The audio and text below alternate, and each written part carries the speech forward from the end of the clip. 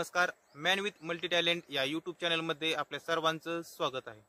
जेव्हा एखादी व्यक्ती ही 7 वर्षापेक्षा जास्त कालावधीपासून परागंदा असेल, म्हणजे ती कुठे गेलेली आहे, सध्या ती कुठं आहे याबाबतची काही माहिती नसेल, तर त्या बाबतीत आपण सिव्हिल डेथ डिक्लेरेशन करू शकतो. म्हणजे एखादी व्यक्ती 7 वर्षापेक्षा जास्त कालावधीपासून जर ती कुठं आहे माहीत नसेल, तर आपण ती मयत आहे असं घोषित करून कोर्टाकडून घेऊ शकतो.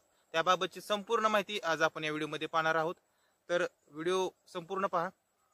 ज्यावेळेस एखादी व्यक्ती ही घर सोडून निघून जाते आणि ती घर सोडून निघून गेल्यानंतर ती 7 वर्षापेक्षा जास्त कालावधीपर्यंत घरी येत नाही किंवा ती कुठं आहे याबाबतची आपल्याला जर काही माहिती नसेल, तर आपण या पद्धतीचं ऍप्लिकेशन करून सिव्हिल डेथ डिक्लेरेशन करू शकतो. पण आता हे घटना कधी घडतात?